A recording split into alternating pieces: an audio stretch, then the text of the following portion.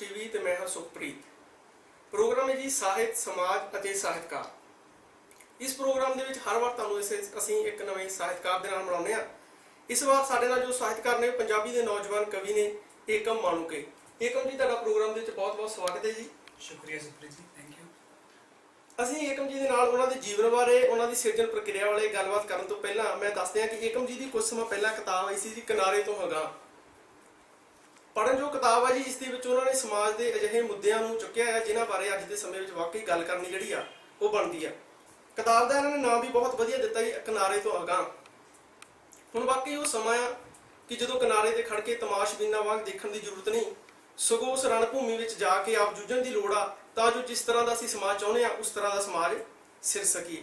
ਸਭ ਤੋਂ ਪਹਿਲਾਂ ਤਾਂ ਇੱਕ ਵਾਰੀ ਤੁਹਾਨੂੰ ਕਿਤਾਬ ਦੀਆਂ ਤੁਹਾਨੂੰ ਬਹੁਤ-ਬਹੁਤ ਮੁਬਾਰਕਾਂ ਕਿ ਤੁਹਾਡਾ ਜਿਹੜੀ ਕਿਤਾਬ ਆ ਬਹੁਤ ਵਧੀਆ ਪੜ੍ਹਨਯੋਗ ਤੇ ਸ਼ਲਾਘਾਯੋਗ ਆ।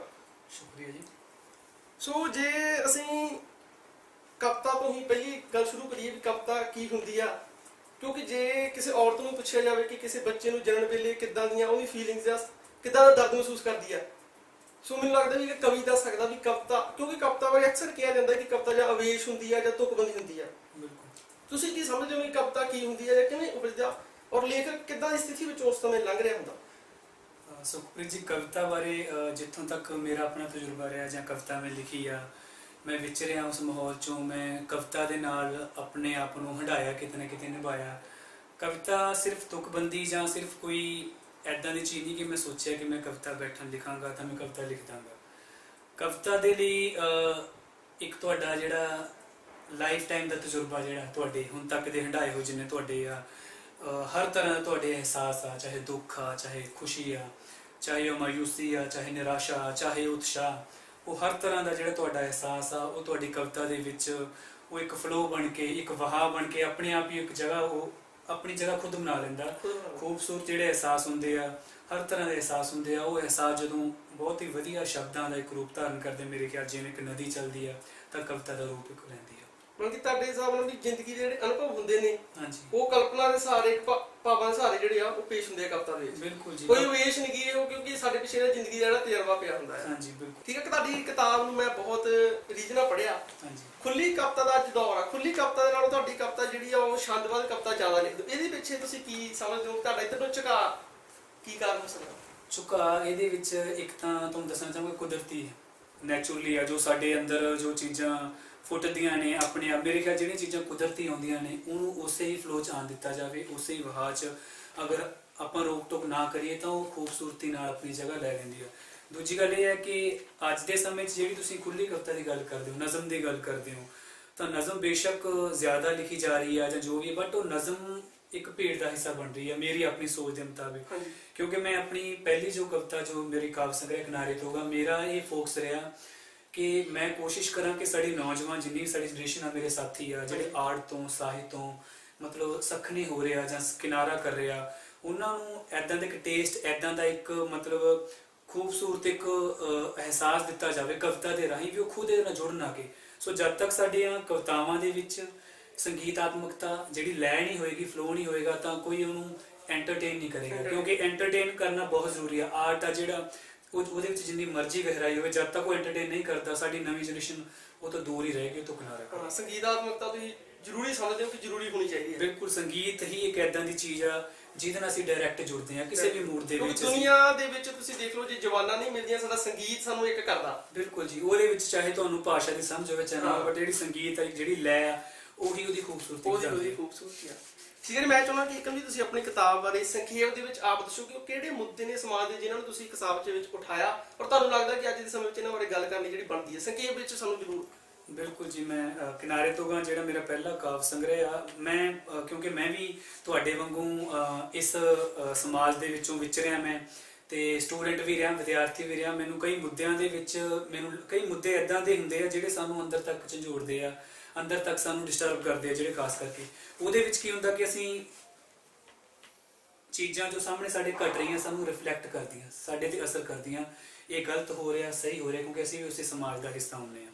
ਸੋ ਇਹਦੇ ਵਿੱਚ ਮੰਨ ਲਓ ਜਿਹੜੇ ਮੁੱਦੇ ਅੱਜ ਕੱਲ੍ਹ ਖਾਸ ਕਰਕੇ ਜਿਹੜਾ ਇੱਕ ਆਮ ਬੰਦਾ ਮਜ਼ਦੂਰ ਆ, ਚਾਹੇ ਉਹ ਮਤਲਬ ਆਪਣੀ ਮਿਹਨਤ ਕਰ ਰਿਹਾ, ਉਹਨੂੰ ਉਹਦਾ ਹੱਕ ਨਹੀਂ ਮਿਲ ਰਿਹਾ। ਠੀਕ ਹੈ, ਉਹਦੇ ਘਰ ਬੱਚੇ ਰੋ ਰਹੇ ਆ, ਹਾਲਾਂਕਿ ਉਹ 12 ਘੰਟੇ ਮਿਹਨਤ ਕਰਨ ਤੋਂ ਬਾਅਦ 15 ਘੰਟੇ ਮਿਹਨਤ ਕਰਨ ਤੋਂ ਬਾਅਦ ਵੀ ਕਈ ਵਾਰ ਲੱਗਦਾ ਵੀ ਖਾਲੀ ਹੱਥ ਵਾਪਸ ਆਉਂਦਾ, ਤੇ ਉਹਦੇ ਘਰੇ ਬੱਚੇ ਉਦਾਂ ਭੁੱਖੇ ਤੇ ਆਏ ਪਿਆਸੇ ਰਹਿੰਦੇ ਆ। ਖੁਦ ਵੀ ਉਹਨੂੰ ਲੱਗਦਾ ਨਹੀਂ ਕਿ ਮੈਂ ਹੋਰ ਕੀ ਕਰਾਂ, ਸਮਝ ਨਹੀਂ ਆਉਂਦੀ, ਸਿਰਫ ਇਸ ਕਰਕੇ ਕਿ ਉਹ ਮਜ਼ਦੂਰ ਆ। ਇਸ ਕਹਿਣ ਦਾ ਮਤਲਬ ਹੈ ਇਨਸਾਨ ਨੂੰ ਅਗਰ ਉਹ ਮਿਹਨਤ ਕਰੇ ਤਾਂ ਉਹਦਾ ਹੱਕ ਬਣਦਾ, ਉਹਨੂੰ ਕੁਝ ਮਿਲਣਾ ਚਾਹੀਦਾ। ਹਰ ਇੱਕ ਇਨਸਾਨ ਜਿਹੜਾ ਇੱਥੇ ਦੁਨੀਆ ਤੇ ਜਨਮਦਾ ਸਾਡੇ ਸਮਾਜ ਵਿੱਚ, ਉਹਦਾ ਹੱਕ ਬਣਦਾ ਕਿ ਉਹਨੂੰ 2 ਟਾਈਮ ਦੀ ਰੋਟੀ ਤੇ ਉਹਨੂੰ ਇੱਜ਼ਤ ਮਾਣ ਮਿਲੇ। ਉਹ ਸਾਡੇ ਸਮਾਜ ਵਿੱਚ ਨਹੀਂ ਮਿਲਦਾ। ਸਾਡੇ ਸਿਸਟਮ ਵਿੱਚ, ਸਾਡੇ ਇਸ ਜਿਹੜਾ ਲੋਟੂ ਸਮਾਜ ਇਹਦੇ ਵਿੱਚ ਉਹਦੇ ਹੱਕਾਂ ਨੂੰ ਕਿਤੇ ਨਾ ਕਿਤੇ ਮਤਲਬ ਢਾਹ ਲਾਈ ਜਾ ਰਹੀ ਹੈ, ਤੇ ਉਹ ਤੇ ਮਤਲਬ ਵਾਰ-ਵਾਰ ਉਹਨੂੰ ਦਬਾਇਆ ਜਾ ਰਿਹਾ, ਕਿਰਤ ਦੀ ਲੁੱਟ ਹੋ ਰਹੀ ਹੈ। ਬਿਲਕੁਲ ਉਸੇ ਦੀ ਗੱਲ ਕੀਤੀ ਹੈ ਮੈਂ, ਇਹਦੇ ਵਿੱਚ ਵੀ ਉਹ ਨਹੀਂ ਹੋਣੀ ਚਾਹੀਦੀ। ਉਸ ਤੋਂ ਬਿਨਾਂ ਜਦ ਤੱਕ ਅਸੀਂ ਆਪਣੇ ਹੱਕਾਂ ਦੀ ਗੱਲ ਖੁਦ ਅੱਗੇ ਆ ਕੇ ਨਹੀਂ ਕਰਾਂਗੇ ਤਦ ਤੱਕ ਗੱਲ ਨਹੀਂ ਬਣੀ। ਬਲਕਿ ਸਾਨੂੰ ਆਪ ਆਪਣੇ ਹੱਕਾਂ ਲਈ ਅੱਗੇ ਆਉਣਾ ਪਊਗਾ, ਜਾਗਰੂਕ ਹੋਣਾ ਪਏਗਾ, ਅਵੇਅਰ ਹੋਣਾ ਪਏਗਾ, ਗੱਲ ਕਰਨੀ ਪਏਗੀ। ਜਿੱਥੇ ਸਾਨੂੰ ਲੱਗਦਾ ਕਿ ਇੱਥੇ ਗਲਤ ਹੋ ਰਿਹਾ, ਉੱਥੇ ਸਾਨੂੰ ਗਲਤ ਨੂੰ ਗਲਤ, ਸਹੀ ਨੂੰ ਸਹੀ ਕਹਿਣਾ ਪਊਗਾ। ਸੋ ਦੋਸਤੋ, ਅਸੀਂ ਏਕਮ ਜੀ ਨਾਲ ਇਦਾਂ ਹੀ ਗੱਲਬਾਤ ਕਰਦੇ ਰਵਾਂਗੇ। ਸੋ ਮੈਂ ਏਕਮ ਜੀ ਚਾਹੁੰਦਾ ਕਿ ਤੁਸੀਂ ਆਪਣੀ ਕੋਈ ਰਚਨਾ ਇਸੇ ਮੁੱਦੇ ਨਾਲ ਸੰਬੰਧਿਤ ਜਿਹੜੀ ਆ ਉਹ ਸਾਨੂੰ ਗਾ ਕੇ ਜ਼ਰੂਰ ਸੁਣਾਓ। ਬਿਲਕੁਲ ਜੀ। ਤੁਸੀਂ ਜਿਹੜਾ ਤੁਸੀਂ ਦੱਸਿਆ ਕਿ ਕਿਰਤ ਦੀ ਲੁੱਟ ਹੋ ਰਹੀ ਹੈ। ਹਾਂਜੀ, ਇੱਕ ਮੇਰਾ ਗੀਤ ਆ ਜਿਹੜਾ ਮੈਂ ਅਕਸਰ ਹੀ ਆਮ ਲੋਕਾਂ 'ਚ ਗਾਣਾ ਹੁੰਦਾ, ਮਹਿਫਲਾਂ 'ਚ ਗਾਣਾ, ਆਪਣੇ ਨੌਜਵਾਨ ਸਾਥੀਆਂ ਵਿੱਚ ਗਾਣਾ ਹੁੰਦਾ, ਹੁਣ ਖੈਰ ਨਾ। ਹਾਂਜੀ, ਹੁਣ ਖੈਰ। ਉਹ ਕਿਉਂਕਿ ਉਹ ਗੀਤ ਜ਼ਰੂਰੀ ਹੈ। ਜਦ ਤੱਕ ਅਸੀਂ ਸਮਝਦੇ ਨਹੀਂ ਚੀਜ਼ਾਂ ਨੂੰ ਜੋ ਗਲਤ ਹੋ ਰਿਹਾ, ਤਦ ਤੱਕ ਅਸੀਂ ਕੁਝ ਆਵਾਜ਼ ਨਹੀਂ ਉਠਾ ਸਕਦੇ। ਤਾਂ ਸਮਝ ਕੇ ਆਵਾਜ਼ ਉਠਾਉਣੀ ਕਿੱਦਾਂ, ਉਹ ਗੀਤ ਇਹ ਲੋਕਾਂ ਨੂੰ ਸਾਨੂੰ ਇੱਕ ਮੁਜਟ ਕਰਦਾ ਮੇਰੇ ਖਿਆਲ 'ਚ। ਉਹ ਗੀਤ ਮੈਂ ਤੁਹਾਡੇ ਸਾਹਮਣੇ ਕੁਝ ਉਹਦੇ ਲਫ਼ਜ਼ ਜਿਹੜੇ ਸੁਣਾ ਰਿਹਾ। ਠੀਕ ਹੈ। ਅੱਖਰਾਂ 'ਚ ਭਰਿਆ ਰੋਸ ਹੈ, ਕਲਮਾਂ ਨੂੰ ਆਇਆ ਹੋਸ਼ ਹੈ, ਹੁਣ ਖੈਰ ਨਾ, ਹੁਣ ਖੈਰ ਨਾ, ਰਹਿਣਾ ਨਹੀਂ ਡਰ ਡਰ ਕੇ ਜੀ ਕੁੱਟ ਸਬਰਾਂ ਦੇ, ਪਰ ਪਰ ਕੇ ਪੀਣੀ ਜ਼ਹਿਰ ਨਾ, ਹੁਣ ਖੈਰ ਨਾ। ਕੁਝ ਸੋਚ ਤੂੰ ਕੁਝ ਜਾਣ ਤੂੰ, ਐਵੇਂ ਨਾ ਬਣ ਅਣਜਾਣ ਤੂੰ। ਕੁਝ ਸੋਚ ਤੂੰ ਕੁਝ ਜਾਣ ਤੂੰ, ਐਵੇਂ ਨਾ ਬਣ ਅਣਜਾਣ ਤੂੰ। ਬੇਦੋਸ਼ਿਆਂ ਮਾਸੂਮਾਂ ਤੇ ਹੋ ਜਾਵੇ ਫਿਰ ਮਜ਼ਲੂਮਾਂ ਤੇ, ਕੋਈ ਕਹਿਰ ਨਾ, ਕੋਈ ਕਹਿਰ ਨਾ। ਦਿਲ ਵਿੱਚ ਨਾ ਰੱਖੀ ਫਾਸਲੇ, ਚੱਲ ਯਾਰਾ ਬਨ ਬਨ ਕਾਫਲੇ, ਹੁਣ ਠਹਿਰ ਨਾ, ਹੁਣ ਠਹਿਰ ਨਾ। ਅੱਖਰਾਂ 'ਚ ਭਰਿਆ ਰੋਸ ਹੈ, ਕਲਮਾਂ ਨੂੰ ਆਇਆ ਹੋਸ਼ ਹੈ, ਹੁਣ ਖੈਰ ਨਾ, ਹੁਣ ਖੈਰ ਨਾ। ਬਹੁਤ ਵਧੀਆ, ਬਹੁਤ ਵਧੀਆ। ਤੁਸੀਂ ਜਿਹੜੇ ਹੈਗੇ ਆ ਸਮਾਜ ਦੇ ਉਹਨਾਂ ਪਹਿਲੂਆਂ ਨੂੰ ਛੂਹਿਆ, ਜਿਹਨਾਂ ਵਾਕਈ ਗੱਲ ਕਰਨੀ ਬਣਦੀ ਆ। ਸੋ ਇੱਕ ਪਾਸੇ ਸਮਾਜ, ਇੱਕ ਪਾਸੇ ਲੇਖਕ ਦਾ ਆਪਣਾ ਨਿੱਜ। ਹਾਂਜੀ। ਤੋ ਕਿਵੇਂ ਉਸ ਇਹਨਾਂ ਚੀਜ਼ਾਂ ਨੂੰ ਸਮਾਨ ਕਰਕੇ ਚੱਲਦਾ, ਕਿਉਂਕਿ ਉਸਨੇ ਆਪਣੀ ਜਿਹੜੀ ਨਿੱਜ ਦੀ ਪੀੜਾ ਹੁੰਦੀ ਉਹਨੂੰ ਸਮਾਜ ਦੀ ਪੀੜਾ ਨਾਲ ਜੋੜ ਕੇ ਜਿਹੜਾ ਉਹਨੇ ਪੇਸ਼ ਕਰਨਾ ਹੁੰਦਾ, ਕਿਸ ਤਰ੍ਹਾਂ ਉਹ ਸਾਰਾ ਬਣਾ ਕੇ ਚੱਲਦਾ ਉਹਨੂੰ।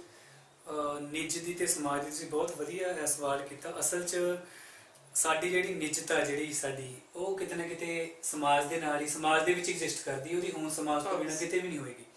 ਸੋ ਜਿਹੜਾ ਸਮਾਜ ਆ, ਜਿਸ ਸਮਾਜ ਅਸੀਂ ਰਹਿੰਦੇ ਆ, ਉਹ ਸਮਾਜ ਸਾਨੂੰ ਕਿਸੇ ਨਾ ਕਿਸੇ ਰੂਪ ਸਾਨੂੰ ਸਾਡੇ ਤੇ ਪ੍ਰਭਾਵ ਪਾਏਗਾ, ਕਿਉਂਕਿ ਅਸੀਂ ਸਮਾਜ ਤੋਂ ਬਿਨਾਂ ਇਕੱਲੇ ਰਹਿਣ ਬਾਰੇ ਨਹੀਂ ਸੋਚ ਸਕਦੇ। ਸੋ ਮੈਂ ਜਿਸ ਸਮਾਜ 'ਚ ਰਹਿਣਾ, ਮੈਂ ਉੱਥੇ ਕਿੰਨਾ ਕੰਫਰਟੇਬਲ ਫੀਲ ਕਰਦਾ, ਕਿੰਨਾ ਕੁ ਮੈਨੂੰ ਵਧੀਆ ਲੱਗਦਾ, ਕਿੰਨਾ ਕੁ ਮੈਨੂੰ ਵਧੀਆ ਉੱਥੇ ਮਾਹੌਲ ਮਿਲ ਰਿਹਾ, ਕਿੰਨੀਆਂ ਕਿ ਮੇਰੀਆਂ ਉਮੀਦਾਂ ਨੂੰ, ਇੱਛਾਵਾਂ ਨੂੰ ਉੱਥੇ ਇੱਕ ਸਪੇਸ ਮਿਲ ਰਹੀ ਹੈ, ਕਿੰਨੇ ਕੁ ਉਹਨਾਂ ਨੂੰ ਫਲ ਲੱਗ ਰਿਹਾ। ਕਿਉਂਕਿ ਅਗਰ ਮੈਂ ਖੁਦ ਇਮਾਨਦਾਰ ਹਾਂ, ਮੈਨੂੰ ਲੱਗਦਾ ਮੈਂ ਸੁਸਾਇਟੀ ਲਈ ਕੁਝ ਮੈਂ ਕੰਟਰੀਬਿਊਟ ਕਰ ਰਿਹਾ, ਕੋਈ ਯੋਗਦਾਨ ਕਰ ਰਿਹਾ, ਤਾਂ ਮੈਂ ਸੁਸਾਇਟੀ ਤੋਂ ਵੀ ਉਮੀਦ ਕਰਦਾ। ਸੋ ਜਿਹੜਾ ਸਮਾਜ ਦਾ ਤੇ ਨਿੱਜ ਦਾ ਮੇਰੇ ਖਿਆਲ 'ਚ ਜਿਹੜਾ ਇੱਕ ਕੋਆਰਡੀਨੇਸ਼ਨ ਆ, ਉਹ ਇਸ ਚੀਜ਼ ਤੇ ਡਿਪੈਂਡ ਕਰਦਾ ਵੀ ਤੁਸੀਂ ਸਮਾਜ ਨੂੰ ਕਿੰਨਾ ਨਜ਼ਰਾਂ ਨਾਲ ਦੇਖਦੇ ਹੋ ਤੇ ਸਮਾਜ ਤੋਂ ਕੀ ਉਮੀਦ ਕਰਦੇ ਹੋ। ਜਦੋਂ ਸਮਾਜ ਦੇ ਵਿੱਚ ਸਾਨੂੰ ਲੱਗਦਾ ਵੀ ਜਿਹੜਾ ਸਾਡਾ ਬੇਸਿਕਲੀ ਕਲਚਰ ਹੈ, ਜਿਸ ਕਲਚਰ 'ਚ ਅਸੀਂ ਐਗਜ਼ਿਸਟ ਕਰ ਰਹੇ ਹਾਂ, ਕਲਚਰ ਦੀ ਜਿਹੜੀ ਰਿਚਨੈਸ ਆ, ਜਿਹੜੀ ਕਹਿ ਲਓ ਵੀ ਅਮੀਰੀ ਆ, ਉਹ ਤੁਹਾਡੀ ਆਪਣੀ ਸੋਚ ਤੇ ਵੀ ਡਿਪੈਂਡ ਕਰਦੀ ਹੈ। ਠੀਕ ਹੈ, ਜੇ ਅਸੀਂ ਖੁਦ ਚੰਗਾ ਸੋਚਾਂਗੇ ਕਲਚਰ ਲਈ, ਸਾਨੂੰ ਪਤਾ ਸਾਡਾ ਕਲਚਰ ਅਸੀਂ ਇਹਨੂੰ ਹੋਰ ਖੂਬਸੂਰਤ ਕਰਨਾ, ਤਾਂ ਉਹ ਕਲਚਰ ਤੁਹਾਡੇ ਨਾਲ ਜਾਣਾ ਜਾਏਗਾ, ਤੁਸੀਂ ਉਹਦੇ ਨਾਲ ਜਾਣਾ ਚਾਹੋਗੇ। ਹਾਂਜੀ ਹਾਂਜੀ। ਜਦੋਂ ਇੱਕ ਵਾਰੀ ਮੈਂ ਤੁਹਾਡੀ ਕਿਤਾਬ ਪੜ੍ਹ ਰਿਹਾ ਸੀ ਨਾ, ਇੱਕ ਤੁਹਾਡੀ ਰਚਨਾ ਹੈ ਕਿ ਮੈਂ ਦੇਖਿਆ ਬੰਦਾ ਮੰਡੀ 'ਚ ਖੜਾ, ਕੌਡੀਆਂ ਦੇ ਭਾਅ ਵਿਕਦਾ। ਬਿਲਕੁਲ। ਸੋ ਬਾਕੀ ਹੁਣ ਵਿਸ਼ਵੀਕਰਨ ਦਾ ਜਿਹੜਾ ਸਮਾਂ ਹੈ ਨਾ, ਹਾਂਜੀ, ਕਿ ਜਿਹੜੇ ਵਿਕਸਿਤ ਦੇਸ਼ ਨੇ ਉਹ ਜਿਹੜੇ ਵਿਕਾਸਸ਼ੀਲ ਦੇਸ਼ਾਂ ਦੀ ਜਾਂ ਜਿਹੜੇ ਪਿਛੜੇ ਦੇਸ਼ਾਂ ਦੀ ਲੁੱਟ ਕਰ ਰਹੇ ਨੇ, ਔਰ ਬੰਦੇ ਨੂੰ ਬਾਕੀ ਬੰਦਾ ਜਿਹੜਾ ਰਹਿਣ ਨਹੀਂ ਦਿੱਤਾ ਹੈਗਾ। ਹਾਂਜੀ। ਤੇ ਤੁਸੀਂ ਕਿੱਦਾਂ ਸੋਚਦੇ ਕਿ ਸਾਰੇ ਜਿਹੜਾ ਬਾਜ਼ਾਰ ਦਾ ਸਿਸਟਮ ਹੈ ਇਹਨੇ ਲੇਖਕ ਨੂੰ ਕਿਵੇਂ ਪ੍ਰਭਾਵਿਤ ਕੀਤਾ? ਕਿਉਂਕਿ ਅੱਜ ਜਿੰਨੇ ਵੀ ਗਾਇਕ ਨੇ ਜਾਂ ਲਿਖਣ ਵਾਲੇ ਨੇ ਸਾਰੇ ਮੀਡੀਆ ਵੱਲ ਨੂੰ ਜਾ ਰਹੇ ਨੇ, ਉਹ ਇੱਕ ਲੇਖਕ ਜਾਂ ਜਿਹੜੇ ਨੌਜਵਾਨ ਸਮਾਜ ਨੂੰ ਸੇਧ ਦੇਣ ਦੀ ਸੋਚਦੇ ਨੇ ਕਿ ਅਸੀਂ ਇੱਧਰ ਨੂੰ ਜਾਣਾ, ਹਾਂਜੀ। ਉਹ ਆਰਥਿਕ ਮਜ਼ਦੂਰੀਆਂ ਜਾਂ ਜਿਹੜਾ ਬਾਜ਼ਾਰ ਦਾ ਭਰਮ ਉਹਨੂੰ ਉੱਧਰ ਨੂੰ ਖਿੱਚਦਾ। ਬਿਲਕੁਲ। ਤੁਸੀਂ ਇਹ ਸਾਰਿਆਂ ਨੂੰ ਕਿੱਦਾਂ ਦੇਖਦੇ ਹੋ ਕਿ ਲੇਖਕ ਦੇ ਤੌਰ ਤੇ? ਜਿਹੜੀ ਤੁਸੀਂ ਬਾਜ਼ਾਰ ਦੀ ਗੱਲ ਕੀਤੀ ਹੈ, ਮੰਡੀ ਦੀ ਗੱਲ ਕੀਤੀ, ਬਹੁਤ ਸਹੀ ਗੱਲ ਕੀਤੀ, ਕਿਉਂਕਿ ਅੱਜ ਦਾ ਜਿਹੜਾ ਦੌਰ ਹੈ ਵਾਕਈ ਮੰਡੀ ਦਾ ਯੁੱਗ ਹੈ ਮੇਰੇ ਮੰਡੀ ਦਾ ਖਿਆਲ 'ਚ। ਪਰ ਦੁੱਖ ਦੀ ਗੱਲ ਇਹ ਆ ਸੁਖਪ੍ਰੀਤ ਜੀ ਕਿ ਮੰਡੀ ਦੇ ਦੌਰ ਦੇ ਵਿੱਚ ਜਿਹੜਾ ਇਨਸਾਨ ਆ ਉਹ ਵੀ ਇੱਕ ਮੰਡੀ ਦਾ, ਇੱਕ ਬਾਜ਼ਾਰ ਦਾ, ਜਿਹੜਾ ਕਹ ਲਓ ਇੱਕ ਵਿਕਣ ਵਾਲੀ ਚੀਜ਼ ਬਣ ਕੇ ਰਹਿ ਗਿਆ। ਸਭ ਤੋਂ ਸਾਡਾ ਵੱਡਾ ਦੁਖਾਂਤ ਆ, ਤਰਾਸਦੀ ਆ ਸਾਡੀ ਕਿ ਸਾਡੇ ਜਿਹੜੇ ਇਨਸਾਨਾਂ ਦੇ ਜਜ਼ਬਾਤ ਆ ਉਹ ਵੀ ਮੰਡੀ ਦੇ ਵਿੱਚ ਇੱਕ ਚੀਜ਼ ਦੇ ਵਾਂਗੂ ਵਿਕਦੇ। ਉਹਨਾਂ ਦੀ ਕਦਰ ਇਨਸਾਨੀ ਕਦਰਾਂ ਕੀਮਤਾਂ ਦੇ ਨਾਲ ਨਹੀਂ ਦੇਖੀ ਜਾਂਦੀ, ਸਿਰਫ ਇੱਕ ਵਿਕਣ ਵਾਲੀ ਚੀਜ਼ ਦੇ ਤੌਰ ਤੇ ਦੇਖੀ ਜਾਂਦੀ। ਉਹਨੂੰ ਇੱਕ ਚੀਜ਼ ਨੂੰ ਰੱਖਿਆ ਗਿਆ ਸ਼ੋਪੀ ਬਣਾ ਕੇ ਇੱਕ ਇਨਸਾਨ ਨੂੰ, ਸੋ ਉਹਦੀ ਉਹ ਕਦਰ ਨਹੀਂ, ਜੋ ਇਨਸਾਨੀ ਕਦਰਾਂ ਕੀਮਤਾਂ, ਇੱਕ ਜਿਹੜੀ ਫੀਲਿੰਗਸ ਆ, ਉਹਦੇ ਅਹਿਸਾਸ ਆ, ਉਹਨਾਂ ਦੀ ਕੋਈ ਕਦਰ ਨਹੀਂ ਹੋ ਰਹੀ ਅੱਜ। ਸੋ ਮੈਂ ਜਿਹੜਾ ਦੇਖ ਰਿਹਾ ਕਿ ਲਗਾਤਾਰ ਅਸੀਂ ਵਿਚਰਦੇ ਹਾਂ ਸਮਾਜ ਵਿੱਚ, ਅਸੀਂ ਜਾਂਦੇ ਹਾਂ, ਕੁਝ ਉਮੀਦ ਕਰਦੇ ਹਾਂ ਆਪਣੇ ਸਾਥੀਆਂ ਤੋਂ, ਆਪਣੇ ਦੋਸਤਾਂ ਤੋਂ, ਹਰ ਇੱਕ ਰਿਸ਼ਤੇ ਤੋਂ, ਚਾਹੇ ਉਹ ਮਾਂ-ਬਾਪ ਦਾ ਰਿਸ਼ਤਾ, ਭੈਣ ਭਰਾ ਦਾ ਰਿਸ਼ਤਾ, ਦੋਸਤ ਤੇ ਮਿੱਤਰ ਦਾ ਰਿਸ਼ਤਾ, ਪਿਆਰ ਦਾ ਰਿਸ਼ਤਾ, ਹਰ ਇੱਕ ਰਿਸ਼ਤੇ ਦੇ ਵਿੱਚ ਜਿਹੜਾ ਕਹਿ ਲਓ ਬਾਜ਼ਾਰਵਾਦ ਇੰਨਾ ਭਾਰੂ ਹੋ ਗਿਆ, ਉਹ ਸਾਨੂੰ ਦੁਖੀ ਕਰਦਾ। ਸਾਡੇ ਵਰਗੇ ਜਿਹੜੇ ਕਲਾਕਾਰ ਲੋਕ ਆ, ਚਾਹੇ ਮੈਂ ਕਵਿਤਾ ਲਿਖਦਾ, ਚਾਹੇ ਤੁਸੀਂ ਪੇਂਟਿੰਗ ਕਰ ਰਹੇ ਹੋ, ਚਾਹੇ ਤੁਸੀਂ ਗੀਤ ਗਾ ਰਹੇ ਹੋ, ਸਹੀ ਆਰਟਿਸਟ ਜੋ ਆਪਣੀ ਕਲਾ ਦੀ ਕਦਰ ਕਰਨੀ ਜਾਣਦਾ, ਮੇਰੇ ਖਿਆਲ 'ਚ ਉਹ ਕਲਾਕਾਰ ਕਾਫੀ ਹੱਦ ਤੱਕ ਦੁਖੀ ਹੈ ਇਹਨਾਂ ਚੀਜ਼ਾਂ ਤੋਂ। ਮੈਨੂੰ ਵੀ ਇਹਨਾਂ ਚੀਜ਼ਾਂ ਨੇ ਪਰੇਸ਼ਾਨ ਕੀਤਾ, ਦੁਖੀ ਕੀਤਾ। ਸੋ ਇਹਦੇ ਵਿੱਚ ਮੇਰਾ ਇੱਕ ਗੀਤ ਜੋ ਤੁਸੀਂ ਜ਼ਿਕਰ ਕੀਤਾ ਵੀ ਉਹ ਮੰਡੀ ਦੀ ਗੱਲ ਹੋਈ ਹੈ, ਕਿਉਂਕਿ ਉਹ ਇੱਕ ਇਨਸਾਨ ਦੀ ਜਿਹੜੀ ਅਸਲ ਜਿਹੜੀ ਕਹਿ ਲਓ ਵੀ ਉਹਦੀ ਹਾਲਤ ਆ, ਉਹ ਗੀਤ ਦੇ ਵਿੱਚ ਮੈਂ ਪੇਸ਼ ਕੀਤੀ ਹੈ। ਠੀਕ ਹੈ। ਸੋ ਮੈਂ ਆਪਣੇ ਦਰਸ਼ਕਾਂ ਨੂੰ ਦੱਸਦਾ ਕਿ ਏਕਮ ਜੀ ਦੀ ਇਸ ਕਿਤਾਬ ਦੀ ਇੱਕ ਹੋਰ ਖਾਸੀਅਤ ਆ ਕਿ ਉਹਨਾਂ ਨੇ ਜਿੰਨੀਆਂ ਰਚਨਾਵਾਂ ਲਿਖੀਆਂ ਨੇ, ਉਹ ਇੱਕ ਸੀਡੀ ਵੀ ਉਸ ਕਿਤਾਬ ਦੇ ਨਾਲ, ਉਹਦੇ ਵਿੱਚ ਸਾਰੀਆਂ ਆਵਾਜ਼ ਦੇ ਵਿੱਚ ਉਹਨਾਂ ਦੀਆਂ ਰਿਕਾਰਡਰ ਨੇ। ਏਕਮ ਜੀ ਦਾ ਇੱਕ ਹੋਰ ਉਪਰਾਲਾ ਹੈ ਕਿ ਉਹਨਾਂ ਨੇ ਜਿਹੜਾ ਪੰਜਾਬੀ ਸਾਹਿਤ ਨੂੰ ਇੱਕ ਹੋਰ ਨਵੀਂ ਕਿਸਮ ਦਾ ਇੱਕ ਉਹਦੇ ਵਿੱਚ ਵਿਕਾਸ ਕਰਨ ਦੀ ਕੋਸ਼ਿਸ਼ ਜਿਹੜੀ ਕੀਤੀ ਹੈ, ਇੱਕ ਨਵਾਂ ਕਦਮ ਪੁੱਟਿਆ।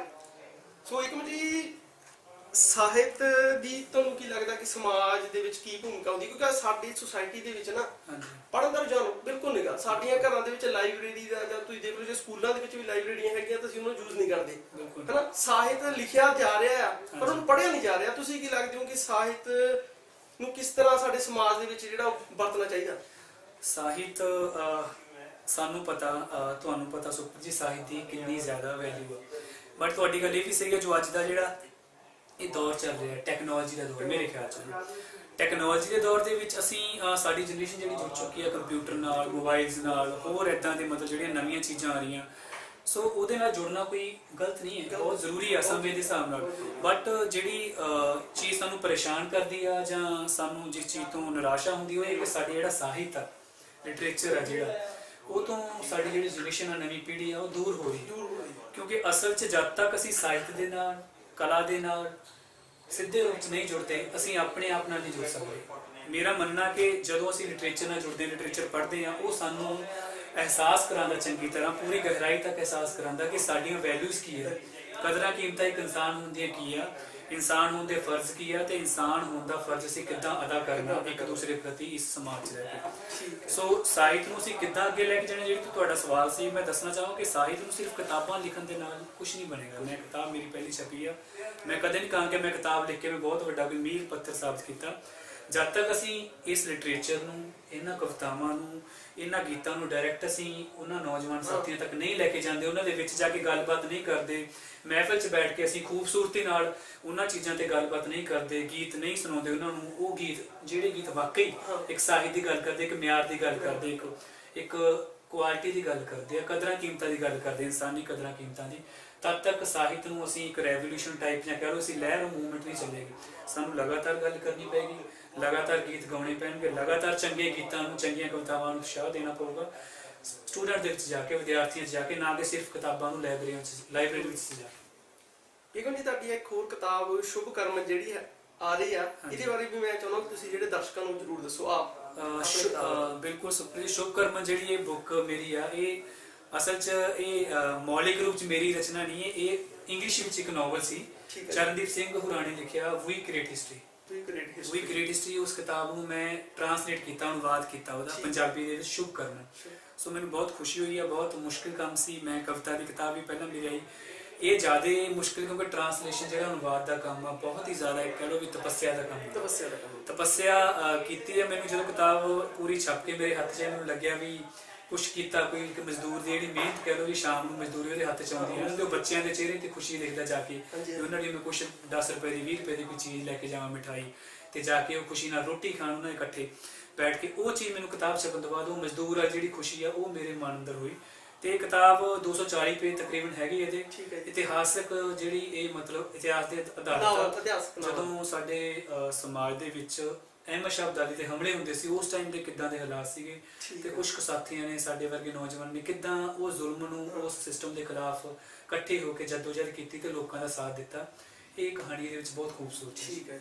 ਸੋ ਅਸੀਂ ਉਮੀਦ ਕਰ ਸਕਦੇ ਹਾਂ ਕਿ ਜਿੱਥੇ ਨੌਜਵਾਨ ਕਵੀ ਜਾਂ ਨੌਜਵਾਨ ਲੇਖਕ ਜਿਹੜੀ ਮੌਲਿਕ ਰਚਨਾ ਕਰ ਰਹੇ ਨੇ, ਉੱਥੇ ਅਨੁਵਾਦ ਵੱਲ ਵੀ ਉਹਨਾਂ ਦਾ ਰੁਝਾਨ ਜਿਹੜਾ ਹੋਇਆਗਾ। ਬਿਲਕੁਲ ਜੀ, ਕਿਉਂਕਿ ਮੈਨੂੰ ਇਹ ਲੱਗਦਾ ਵੀ ਜਿਹੜਾ ਪੰਜਾਬੀ ਦੇ ਵਿੱਚ ਮੈਂ ਖਾਸ ਕਰ ਗੱਲ ਕਰਾਂ, ਮੈਂ ਪੰਜਾਬੀ ਦੇ ਵਿੱਚ ਅਨੁਵਾਦ ਤੋਂ ਸ਼ੁਰੂਆਤ ਕੀਤੀ ਹੈ। ਪੰਜਾਬੀ ਲੈਂਗੁਏਜ ਨਾਲ ਮੇਰਾ ਸਿੱਧਾ ਵਾ, ਪੰਜਾਬ ਤੋਂ ਮੈਂ ਬਿਲੋਂਗ ਕਰਦਾ, ਤਾਂ ਕਿਸੇ ਵੀ ਲੋਕਲ ਲੈਂਗੁਏਜ ਦੇ ਵਿੱਚ ਕੋਈ ਇੰਟਰਨੈਸ਼ਨਲ ਲੈਵਲ ਦੀ ਜਾਂ ਕਿਸੇ ਦੂਸਰੀ ਲੈਂਗੁਏਜ ਦੀ, ਜੋ ਦੂਸਰੀ ਭਾਸ਼ਾ ਦੀ ਅਸੀਂ ਕਿਤਾਬ ਅਨੁਵਾਦ ਕਰਦੇ ਹਾਂ, ਤਾਂ ਅਸੀਂ ਸਾਹਿਤ ਦਾ ਜਿਹੜਾ ਇੱਕ ਪੁੜ ਬਣਦੇ ਹਾਂ, ਤੇ ਸਾਹਿਤ ਨੂੰ ਅਸੀਂ ਵਿਸ਼ਾਲ ਇੱਕ ਦਾਇਰਾ ਪ੍ਰਦਾਨ ਦੋ ਸਮਾਜਾਂ ਨੂੰ ਜੋੜ ਰਹੇ ਹਾਂ, ਅਸੀਂ ਯੋਗਦਾਨ, ਸਾਡਾ ਕੰਟਰੀਬਿਊਸ਼ਨ ਹੁੰਦਾ। ਤੇ ਬਹੁਤ ਜ਼ਰੂਰੀ ਆ ਚੰਗੀਆਂ ਕਿਤਾਬਾਂ ਨੂੰ, ਚੰਗੇ ਲਿਟਰੇਚਰ ਨੂੰ, ਚਾਹੇ ਉਹ ਕਿਸੇ ਵੀ ਭਾਸ਼ਾ ਦਾ, ਤੁਸੀਂ ਆਪਣੀ ਭਾਸ਼ਾ ਵਿੱਚ ਅਗਰ ਅਨੁਵਾਦ ਕਰ ਸਕਦੇ ਹੋ ਕਿਸੇ ਵੀ ਤਰੀਕੇ ਨਾਲ, ਮੇਰੇ ਖਿਆਲ 'ਚ ਤੁਹਾਡੀ ਖੁਸ਼ਨਸੀਬੀ ਹੈ, ਤੁਹਾਡੀ ਪ੍ਰਾਪਤੀ ਹੈ। ਦੂਜਿਆਂ ਦੀਆਂ ਵਧੀਆ ਚੀਜ਼ਾਂ ਨੂੰ ਬਣਾਉਣਾ ਵੀ ਸਾਡੀ ਮਹਾਨਤਾ ਹੁੰਦੀ ਹੈ। ਬਿਲਕੁਲ ਜੀ। ਸੋ ਏਕਮ ਜੀ, ਤੁਹਾਡਾ ਤੁਸੀਂ ਬਹੁਤ ਵਧੀਆ ਗੱਲਾਂ ਕੀਤੀਆਂ ਆਪਣੀ ਰਚਨਾ ਬਾਰੇ। ਕਵਿਤਾ ਕੀ ਹੁੰਦੀ ਆ, ਸਾਹਿਤ ਦਾ ਕੀ ਯੋਗਦਾਨ ਹੁੰਦਾ। ਕੈਂਪਸ ਟੀਵੀ ਦੇ ਪ੍ਰੋਗਰਾਮ ਦੇ ਵਿੱਚ ਤੁਹਾਡਾ ਬਹੁਤ ਬਹੁਤ ਜਿਹੜਾ ਅਸੀਂ ਧੰਨਵਾਦ ਕਰਦੇ ਹਾਂ ਕਿ ਤੁਸੀਂ ਆਏ, ਆਪਣਾ ਸਮਾਂ ਕੱਢਿਆ। ਸੋ ਦੋਸਤੋ, ਇਹ ਸਨ ਏਕਮ ਮਾਣੂਕੇ, ਜੋ ਪੰਜਾਬੀ ਦੇ ਵਿੱਚ ਕਵਿਤਾ ਲਿਖਦੇ ਨੇ। ਉਹਨਾਂ ਨੇ ਕਵਿਤਾ ਦੇ ਬਾਰੇ, ਸਾਹਿਤ ਦੇ ਬਾਰੇ ਜਿਹੜੀ ਗੱਲਬਾਤ ਕੀਤੀ ਆ। ਸੋ ਇਸੇ ਤਰ੍ਹਾਂ ਅਸੀਂ ਅਗਲੇ ਪ੍ਰੋਗਰਾਮ ਦੇ ਵਿੱਚ ਤੁਹਾਨੂੰ ਇੱਕ ਨਵੇਂ ਸਾਹਿਤਕਾਰ ਦੇ ਨਾਲ ਮਿਲਾਵਾਂਗੇ। ਸੋ ਪ੍ਰੀਤ ਨੂੰ ਦਿਓ ਇਜਾਜ਼ਤ। ਦੇਖਦੇ ਰਹੋ campus TV, you miss nothing.